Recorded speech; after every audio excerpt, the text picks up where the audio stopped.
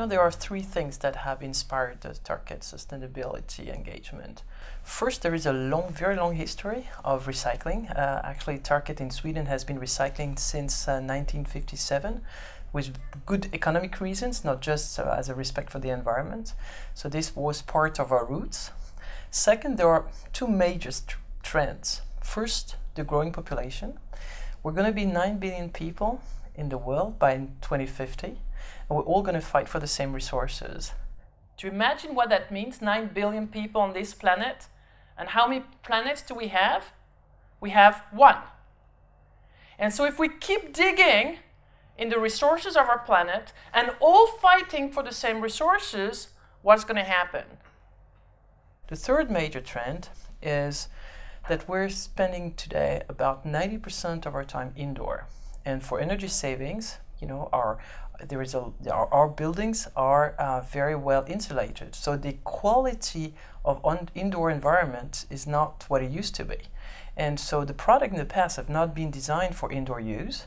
And so it's very important we address that and we make sure that when we offer product to our customers, they are safe to the people as much as they're safe to the environment. So these are the three major trends that have inspired the Tarkett sustainability engagement. But what does really matter? The fact that I talk about it, or the fact that we are doing it? Because if we only talk about it and we don't do it, this is called greenwashing. Sustainability is a state of mind when you think of the cradle-to-cradle principles, which means your target is not to minimize impact, but to have a positive impact, which means that you design products right from the very beginning. So it's really about doing the right thing, thinking forward, especially when it comes to flooring products that are used for so many years. And by trying to become a cradle company, this is really what we want to do. So for that, we've set major objectives that are based on our four environmental pillars. Choose good materials. Good materials that are either recycled materials or renewable materials when they do not affect the food chain. This is very important. The second pillar of our sustainability strategy is what we call resource stewardship. Is when we produce our product, we make sure that we use responsibly the resources like water, energy. We manage waste properly in our plant. We respect worker safety. So this operation pillar is very important to us. The third pillar is the use of our product. We make our product once, but we use it for 5, 10, 15, 20, 25 years. And so the impact of the use phase on the people and the environment is very, very important. And the fourth pillar is what we call reuse and recycle, which includes the take-back systems we're putting in place wherever we can. And this is something we're deploying more and more, and so that we can reuse this product and start the closed-loop circular design again. So we sell to Walmart the tiles, the VCT tiles. You all know about the VCT tiles. I think even using probably some HO there as well, but mainly VCT ties. So we supply them with VCT ties. They have their old ties. What we do, we take them back and we ship them back in the truck that was delivering the tiles back to the factory and reusing them. I think it's time that we realize that we have brains and we use our brains to do the right thing. And it's not just about consumption, that we could have better lives and healthy life, even if we just don't take, make, and dispose. And we could use our brains to make right things because, you know, people are smart. It's just a different way of thinking, a smarter way of thinking. And there is no reason if we start thinking properly that we cannot ensure a sustainable future. But it's time to do it. It's already, you know, we could have started that earlier, I think.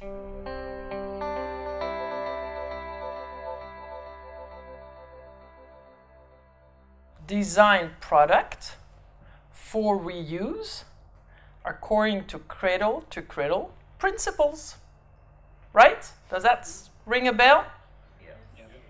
Cradle-to-cradle philosophy is first been inspired by two people, a German chemist called Michael Braungart, who used to be actually a leader at Greenpeace in Germany many years ago, and who met with an architect, an American architect called Bill McDonough. And together they thought, okay, should we look at nature and see how nature works? And can we be inspired by nature? And if you look at nature, then you see three principles. First, the first principle, there is no waste in nature. Every waste is in the tree and as such, right? Everything that nature does is reused for something else. So in the first cradle-to-cradle principle is that there is no waste, these are just nutrients. If you look in nature, all the energy that is used by nature is solar energy. Could be then the wind, it could be water, it could be, but it's all related to sun. So we should use as much as we can when we design new products and we make new products, use solar energy, mean renewable energy. The third principle is called celebrate diversity. Not, if you look at nature in the world, the nature in Sweden is not the same as the nature in the south of France or in the middle of Africa, right? So locally, everything is, there is diversity locally. So that means that we should find solutions that are based on local resources for local needs and can be produced locally. So there is no one solution that fits it all. We need to adapt to every local market and every local available resources to design our products. So these are the three principles. I'll give you an example. Diapers, baby diapers. Who has children? Who has babies? You have babies. Are you using diapers? Okay. If tomorrow I say, well, I'm sorry, you know, you're not doing too good. Sorry, forget about the diapers. You're polluting the planet, honestly. Why are you doing it? You feel responsible? Okay.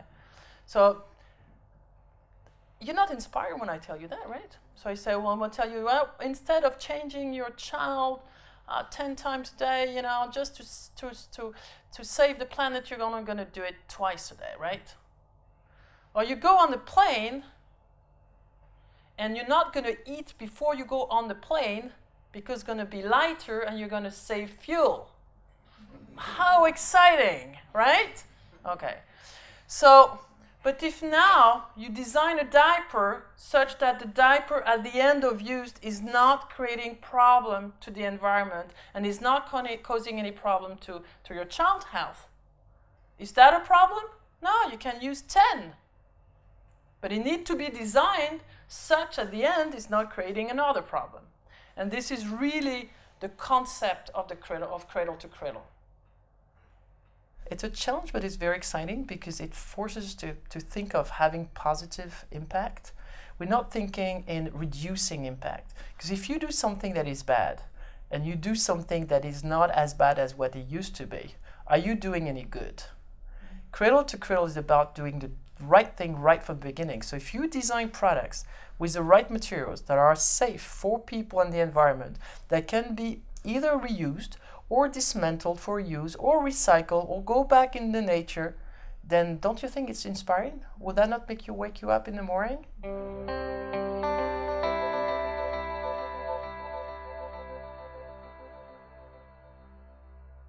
The concept of circular economy is a much broader concept that has been very much inspired by the cradle-to-cradle philosophy, but also by biomimicry, which is to be inspired by nature. When you look at this, this graph here, this is very much what we've been doing for many, many years, which is called linear economy. We take resources, right? We make products, we use them, and what do? We dispose of them. Today, 80% of consumer goods are wasted. It means that in the recycling stream, etc., there is only 20%. This is a lot of money. This is a lot of resources we're taking from the planet. Why are we doing this? Are we stupid enough not to use our brain to think differently? Could we not design products so that at the end we don't waste them? And this is what is really called the circular economy. So there is economic benefits of doing this, and it forces not just to work with our current suppliers that are, delivering new raw materials, but to partners with other companies where we can take back some of their product to be recycled now. So it just changes the way we collaborate, we work effectively with other companies or locally. So it's a much broader concept with an economical aspect to it, which is very, very important moving forward.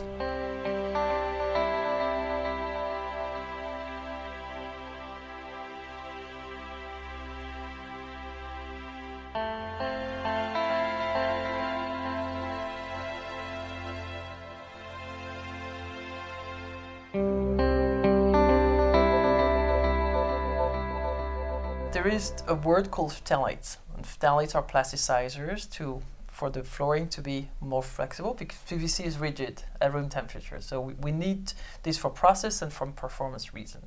Phthalate is one word, and there are many, many chemicals that fall into that category. So what do we do as a company? Do we say, well, because they can't agree, we continue to use it? Or we say, well, if we can develop with a supplier alternative to this, that are safe to people and recognized to be safe to people, then why are we not doing it? And this is really what we decided to do. It's like for PVC, we're not trying to fight everyone. We're trying to do the right thing right from the beginning. But that means working closely with suppliers. That means also engaging a lot of R&D resources, because you can imagine when you do this, you need to change a lot of formulation and all this. Plus, very deep research to make sure that what you change to is truly safe. Based on our critical principle, said, okay, can we choose materials where there is no debate? We know they're safe to people and the environment. And that's the reason we work with suppliers to switch from DINP to DINCH or DOTP in the US, because these plasticizers can be either used for food contact or even for toys that kids could put in their mouth. So we know they're safe. So since we had two options, either we go in the debate, say, you're wrong, we're right, like we've been doing also like PVC, you're wrong, we're right, or we say, okay, we address the problem.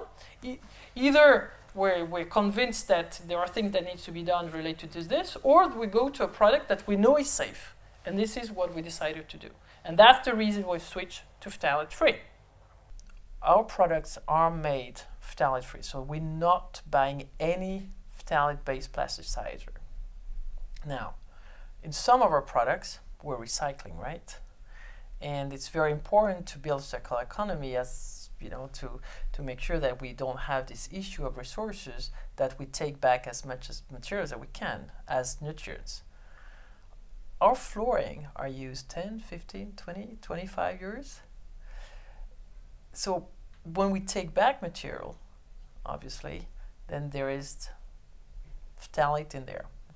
Very low amount, obviously, because it's totally diluted in the rest.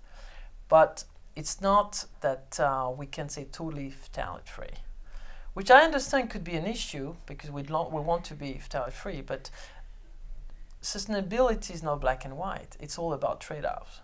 So is it better to say, okay, we stop and we don't use any recycled material today, and everything, we don't control where it's going, so it's going to landfill, to incinerators, and we're causing another problem?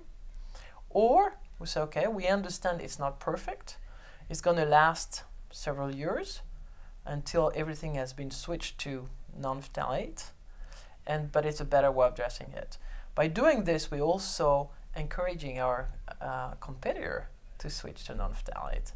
So this is going to happen quicker than if we were to just the only company to do it. So we're retrieving it. But not having any recycled material is causing, again, a different problem. So that's what the difference is.